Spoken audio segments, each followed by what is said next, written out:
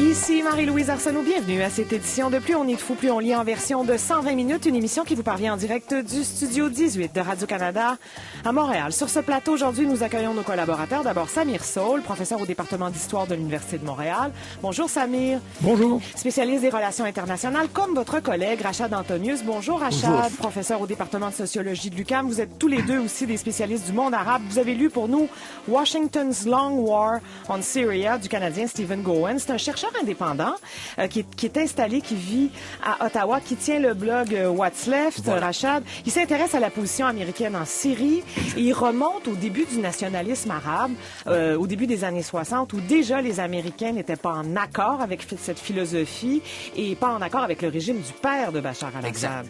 Oui. Ben, écoutez, il développe une vision assez classique marxiste qui tient compte des dimensions géostratégiques de la région et des choix faits par le régime nationaliste arabe de développer beaucoup plus un projet national autonome que d'être impliqué dans la discussion américaine. Samir, on dit de ce livre qu'il va à l'encontre du discours dominant, le discours des médias nord-américains à l'égard de la position de Washington en face à la Syrie. Comment il va à l'encontre du discours dominant? Tout à fait. Il met le doigt sur le fond du problème en Syrie.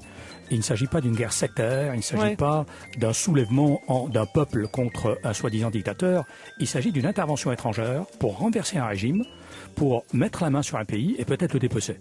C'est-à-dire que sa perception est tout à fait géopolitique, géostratégique. Il ne se perd pas dans les brumes de la religion, de la pseudo-religion, de la mystification sur les droits humains, etc. Et il va directement sur les intérêts.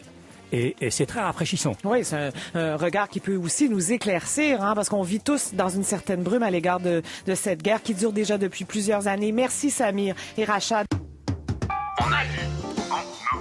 Selon un article de l'AFP paru hier, des rebelles syriens et leurs familles ont pour la première fois depuis le début de la guerre commencé à évacuer lundi un quartier de Damas, permettant au régime de raffermir son contrôle sur la capitale syrienne. Le départ des rebelles du quartier de Barzeh à Damas survient quelques jours après un accord conclu le 4 mai entre la Russie et l'Iran, alliés du régime de Bachar al-Assad, et la Turquie, soutien de la rébellion, en vue de la création de ce qu'on appelle des zones de diminution progressive de la menace en Syrie, où les protagonistes doivent donc cesser les hostilités. C'est un nouveau chapitre d'une guerre qui dure depuis maintenant presque 6 ans et aurait fait 465 000 morts et disparus et dont les intérêts des forces en présence demeurent difficiles à déterminer. C'est ce que s'emploie à faire le chercheur canadien Stephen Gowen. C'est l'auteur du blog What's Left. Il s'intéresse aux intérêts spécifiquement des Américains en Syrie dans un ouvrage intitulé Washington's War on Syria qu'ont lu pour nous Samir Saul, professeur au département d'histoire de l'Université de Montréal, et Rachad Antonius, professeur au département de sociologie de l'UQAM. Vous êtes tous les deux des spécialistes des relations internationales et des spécialistes du monde arabe. Alors, parlons du personnage qui a écrit ce livre que vous avez tous les deux trouvé très intéressant, Gowen. Alors, c'est un chercheur indépendant. Il n'est pas associé à une université, par exemple, ou à un groupe financé par des intérêts privés. Donc, ça lui permet de réfléchir en toute liberté. Et sa méthode, la méthode qu'il a mise au point pour comprendre les intérêts de Washington, c'est de lire les grands journaux comme le New York Times ou le Washington Post, vous le disiez, Samir, et de trouver dans ce discours-là les petites pépites qui lui permettent d'établir le vrai du faux, de faire la différence entre ce qu'il appelle une certaine forme de propagande. Il y aurait donc de la propagande dans les grands journaux américains à l'égard de la politique étrangère américaine, Samir Saul? Absolument. Les grands journaux américains reflètent la politique américaine. Il ne faut pas se faire d'illusions.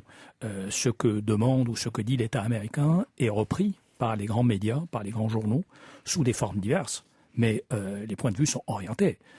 Alors ce qui est intéressant chez Goens, c'est qu'il a pu trouver dans des articles très orientés, très propagandistes, de l'information solide, glissée là dans un amas un fatras de points de vue erronés. Mais c'est assez fascinant parce que pour moi, comme chercheur, je ne regarderai pas ce genre de journaux pour me renseigner sur la question sur ce qui passe. Qu'est-ce que vous regarderiez, vous, Samir? Parce qu'on est tous, disons, dans un certain brouillard à l'égard de la situation syrienne. Là. Qu'est-ce que vous regarderiez? Vous regarderiez des journaux arabes? C'est une question très, très importante et qui nous laisse, comme chercheurs, face à un sérieux problème. Il n'y a pas de source aujourd'hui absolument à 100% fiable sur tous les plans et sur tous les sujets. Il faut glaner. il faut chercher l'information à droite et à gauche, mais surtout partir avec une connaissance fondamentale du sujet, c'est-à-dire une bonne connaissance de l'histoire internationale, de l'histoire des problèmes en question, nous permet de mieux voir ce qui se passe sous nos yeux. Parce que nous sommes bombardés, inondés de toutes sortes de détails. Alors, qu'est-ce qui est valable, qu'est-ce qui n'est pas? Quel est le critère? Le critère, c'est notre connaissance de la région, de l'histoire, des comportements des uns et des autres, des intérêts en jeu, qui nous permet alors de déterminer ce qu'il y a de valable, ce qu'il y a de moins valable, ce qui est nouveau, ce qui est ancien, ce qui est de la pure propagande. Ouais. Il faut avoir une formation pour comprendre le monde compliqué. Surtout qu'il y a très peu de journalistes sur le terrain en Syrie, quel beau lapsus, depuis déjà plusieurs années. Rachad Antonius, bon, il remonte, justement, il fait ce détour par l'histoire, Rachad Antonius, et l'histoire du nationalisme arabe, pour expliquer la position américaine. Exactement. En fait, ce qu'il fait un peu plus largement que ça, c'est qu'il propose, il y a deux aspects importants de ce livre. D'abord, il y a une perspective, ensuite, il y a des faits. Et les faits sont mieux interprétés à cause de la perspective. La perspective, c'est une perspective à long terme. À long terme, c'est pour ça que le livre s'appelle Washington's Long War on Syria. Et donc, il regarde ça dans la durée. Et dans la durée, depuis les années 50, il y a une volonté américaine de détruire les éléments, les tendances nationalistes et laïque dans ce pays et dans la région en général. Ah oui. Et tout ça, c'est documenté. Tout ça, c'est largement documenté. Mais on ne le voit pas. Juste un petit exemple. Une citation de Brzezinski, qui est dans un journal officiel. Ça a été repris dans plusieurs journaux. Qui était Brzezinski, Rachad Antonius? J'arrive pas à prononcer ça. Zbigniew Brzezinski, qui était qui a joué un rôle, un homme, un politicien américain de premier plan, qui a joué un rôle très important dans les relations entre les États-Unis et la Russie depuis les 30 dernières années, et qui était un des architectes de la politique américaine en Afghanistan. Et qu'est-ce qu'il dit? Il dit, vous savez, nous avons commencé à aider les rebelles, et qui qu'ils soient, et certainement, ils ne sont pas en train de se battre pour la démocratie, compte tenu de leurs parrains, qui sont le Qatar et l'Arabie Saoudite. Alors, quand un homme de cette stature le dit, et que tous les journaux disent, les rebelles, ils se battent pour la démocratie, vous voyez, c'est là qu'on voit ce que Samir Sol disait tantôt, qu'il y a des faits, puis il y a des visions qui contredisent tous les faits. L'affaire, alors, pour les faits, justement, je voudrais insister là-dessus, parce que il y a 3 chapitres dans ce livre qui sont fondamentaux. Chacun prend un élément et il l'analyse à fond. Le premier, c'est le désir d'un changement de régime qui précède... on est dans le printemps arabe, on est en 2011, le fameux désir du changement de régime des Syriens. Là. Il remonte à 30 ans plus tôt. Et il montre comment, avec le règne du père, mais même juste quelques années avant, il montre comment les Américains ont contacté les courants islamistes, les groupes et les organisations islamistes, dont les Frères musulmans, pour planifier avec eux un changement de régime syrien depuis le début. Donc ça, c'est un chapitre. Un autre chapitre sur le mythe du rebelle modéré. Et là, il montre comment tous les groupes rebelles qui ont une présence sur le terrain ont tous des liens, soit avec Al-Qaïda ou avec l'État islamique. Tous. Alors, il y a des démocrates individuels qui n'ont jamais réussi à avoir une force de frappe sur le terrain et qui n'ont jamais constitué une véritable opposition. Et là, ils montrent comment... Alors, qu'est-ce que les Américains faisaient? Ils changeaient le nom des groupes. Quand un groupe devenait trop discrédité, on formait un nouveau nom avec les mêmes personnes, on lui donnait un autre nom et on disait, voilà, nous aidons les rebelles modérés, nous protestons contre la Russie qui est en train de bombarder les rebelles modérés. Mais ces rebelles modérés sont les islamistes de Al-Qaïda pour la plupart. Et le troisième chapitre qui est très important, c'est celui de l'émergence de cette révolte en 2011, qui supposément, les médias tous disent, ça a commencé par une révolte pacifique et le gouvernement l'a réprimée très fortement, qu'elle s'est armée. Dès la première semaine, elle était armée. Et même avant. La révolte? La révolte a été armée dès la première. Alors, c'est pas tout le monde qui était armé. Il y avait beaucoup de gens qui protestaient pacifiquement, mais il y a eu, dès le début, des forces armées payées et appuyés par l'Arabie Saoudite, Par l'Arabie Saoudite, oui. et par le Qatar et par la Turquie, et qui ont assassiné, tranché la tête à des soldats syriens depuis le début. Alors le plan de faire un changement de régime, il est là à la fois par les forces islamistes locales et par les Américains depuis bien avant les révoltes. Bon. Que cherchent les Américains quand ils veulent déstabiliser la Syrie? Parce que c'est ce qu'on tente de comprendre. là. Qu'est-ce qu'ils cherchent, les Américains, Samir Soul? Le contrôle de la région. L'obstacle pour les États-Unis, c'est ce trio Iran, Syrie, Hezbollah. Ils sont alliés. La Syrie ne doit être jamais vue d'une manière isolée. Elle fait partie d'un trio, et ce trio-là est un obstacle pour le contrôle américain de la région. Les États-Unis, comme toute puissance impériale, essaient de dominer les diverses régions du monde. Au Moyen-Orient, ils ont sur leur chemin ces trois pays, ou ces trois entités. L'Iran, la Syrie et le Hezbollah. Et la avant, Syrie est si attaquée. tu me permets, Samir, avant, il y avait l'Irak et la Libye aussi. C'est ça, bien sûr. Est-ce que la Syrie n'est pas un lieu de passage aussi pour les armes vers le Hezbollah? Elle peut l'être, Ouais. mais c'est pas le seul canal pour armer le Hezbollah. Il s'arme lui-même très adéquatement. Donc l'attaque contre la Syrie est une attaque contre ce trio-là pour faire tomber l'obstacle, le dernier obstacle au contrôle américain de la région. C'est aussi un tremplin pour une éventuelle déstabilisation de la Russie. Ne jamais oublier que l'objectif ultime des États-Unis dans cette région, c'est la déstabilisation de la Russie par les mêmes méthodes employées en Syrie, c'est-à-dire l'usage de djihadistes armés pour semer le trouble, pour essayer de créer des guerres civiles, des luttes internes, et entraîner l'élimination de l'obstacle ultime pour les États-Unis, pour les néoconservateurs américains, c'est la Russie. Ce n'est pas un hasard que la Russie soit très impliquée en Syrie. Qui est Parce qu'il pro-Bachar el-Assad, en fait. C'est pas ça du tout. La Russie est en Syrie parce que ses intérêts vitaux sont en jeu. Si la Syrie tombe, c'est le trio Iran, Syrie, Hezbollah qui est démantelé, et c'est tout le flanc sud de la Russie qui est menacé.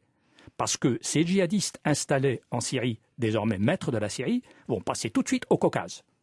Et du Caucase, ils vont passer à l'Asie, et ce sera alors le désordre total.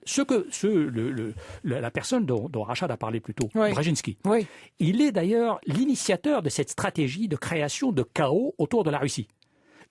Création de chaos par l'usage des djihadistes armés, des islamistes armés. C'est la politique établie par lui depuis les années 70. Donc, ce qui est en train de se faire maintenant, c'est la mise en œuvre de cette politique de désordre dans toute la région autour de la Russie. Mais comment une politique semblable peut se maintenir au travers des différents gouvernements au pouvoir à Washington? Ben, sous Bush, sous Barack Obama et maintenant sous Donald Trump. C'est parce qu'il y a une élite qui pense en termes d'empire. Il y a une élite américaine qui pense en termes d'empire. Les intérêts. C'est Wall Street, là. Il y a Wall Street, il y a l'industrie des armes, il y a l'industrie pétrolière, il y a l'élite politique, il y a la finance. Écoutez, il y a un article que j'avais déjà mentionné une fois précédente, mais il faut revenir à cet article-là, qui a été publié dans la revue Mother Jones, qui s'appelle The 30-Year Itch, la démangeaison qui dure depuis 30 ans. En référence au film avec Marilyn Monroe. Oui, le film qui est The 7-Year Itch. 30-Year Itch. Et là, ils examinent depuis les années 70 comment les États-Unis ont patiemment mis leur base militaire tout autour de la Russie, mais dans des régions stratégiques au Proche-Orient, patiemment, lentement, avec des cartes interactives dans cette revue. Il faut regarder ça pour comprendre cette stratégie. C'est comme une poursuite de la guerre froide, mais autrement, d'une certaine façon, Rachad. C'est beaucoup plus, c'est plus que ça. C'est un agenda impérialiste qui est toujours très vivant. Et comme la région du Proche-Orient est une région absolument stratégique à cause de sa position géographique et à cause du pétrole, elle devient un enjeu majeur de contrôle. Et ça, c'est depuis 50 ans ou 60 ans, et même certains diraient depuis 100 ans. Je veux dire, les Britanniques se sont alliés aux Saouds depuis les années 20. Et même avant. Et donc, il y a une... C'est un territoire que les Français et les Anglais se sont divisés aussi. Bon, les accords de Sykes-Picot. Bien sûr. Il y a plein d'éléments aussi qui peuvent expliquer... Il y a plein d'éléments, mais ce qu'il faut retenir... Oui, mais ce qu'il faut retenir de ça, c'est que ce sont ces dynamiques-là géostratégiques qui ont de loin le dessus sur les dynamiques locales parce que les acteurs locaux... Aucun des acteurs locaux dans ces pays n'a de position hégémonique. Aucun ne contrôle suffisamment, n'a assez de prestige, de légitimité pour imposer un ordre local. Ouais, ils sont instrumentalisés. Et donc, en fait. ça devient très facile de les instrumentaliser. Et parce que chaque fois qu'il y a un acteur qui est sur le point de gagner, ben, les perdants, il y a toujours quelqu'un qui va venir appuyer les perdants pour relancer la bataille. Et donc, on est dans un chaos perpétuel à cause de la valeur stratégique de cette région. Oui. Peu importe le nombre de vies humaines, peu importe l'atrocité qui a lieu depuis déjà de nombreuses années, on se sent totalement impuissant, Samir Soul, à l'égard de ce qui est en train de se passer en Syrie. C'est ça le pire aussi. C'est ça. C'est une énorme tragédie parce que c'est une guerre de type nouveau. Les guerres traditionnelles, c'était une armée qui traversait la frontière, qui envahissait un pays, qui l'occupait, etc. Ça, c'est la manière traditionnelle de faire la guerre. En Syrie, on met en œuvre un nouveau type de guerre, beaucoup plus dangereux, une guerre par procuration. C'est-à-dire que les tireurs de ficelles sont à l'étranger, mais les combattants locaux sont manipulés par eux, utilisés dans des intérêts géopolitiques très larges, très lointains. Et la guerre elle-même est dénaturée, présentée comme étant une bataille locale, une révolte, un soulèvement pour la démocratie. Pas du tout. C'est une intervention étrangère. C'est une ingérence, une intervention étrangère de type nouveau. Au lieu d'envoyer son armée officielle, on arme des irréguliers, des bandes irrégulières, financées par des États régionaux, financées par les puissances occidentales aussi, armées par les puissances occidentales aussi, qui font le sale boulot. Et font le sale boulot sur place de manière à ce que les armées régulières ne soient pas impliquées et que la population, l'opinion publique dans les pays occidentaux ne soit pas totalement indignée. Désinformée, bien sûr. Elle est désinformée, mais qu'elle ne soit pas indignée. Parce que les guerres traditionnelles... Juste l'utilisation des armes chimiques, c'était loin d'être la première fois que c'était fait, là, ce qui a justifié le bombardement américain il y a quelques semaines. Oui, bien sûr. Mais je veux revenir sur la question des vies humaines. On parle de la valeur des vies humaines, des vies perdues. Vous savez que pendant le régime de sanctions sur l'Irak, l'ONU a identifié qu'il y avait eu un demi-million, 500 000 enfants qui sont décédés au-delà des chiffres réguliers que la démographie prédit, à cause des sanctions. À cause des sanctions, et quand on a demandé à Madeleine Albright, qui était à l'époque, c'était quoi son poste déjà? C'était la secrétaire. Voilà. Et alors, on lui avait dit, bon, est-ce que ce demi-million de vies valait la peine pour faire tomber Saddam Hussein? Elle n'a pas réfléchi longtemps, elle a dit oui, ça valait la peine. Elle a dit ça. Elle a dit ça, c'est consigné, c'est écrit. Elle a dit oui, ça valait la peine. Un demi-million d'enfants morts, ça valait la peine pour réaliser nos objectifs stratégiques. Oui, on est dans une situation à peu près semblable. Alors qu'on ne vienne pas dire qu'on se bat, nous, pour les vies humaines ou pour la démocratie. C'est pourquoi, pour les questions internationales, les questions de guerre, on mystifie beaucoup. Parce que ce sont des affaires violentes. Ce sont des affaires où le sang coule. Parce qu'on ne veut pas porter l'odieux, bien sûr. Et on ne veut pas que notre opinion publique nous critique. Parce que les États qui sont les maîtres d'œuvre de cette affaire sont de grands responsables. Et ces responsables ne veulent pas porter leurs responsabilités. Alors, à lire absolument Washington's Long War on Syria de Stephen Gowens. C'est paru chez Baraka Books. Rachad Antonius et Samir Soul. Merci beaucoup de l'avoir lu pour nous.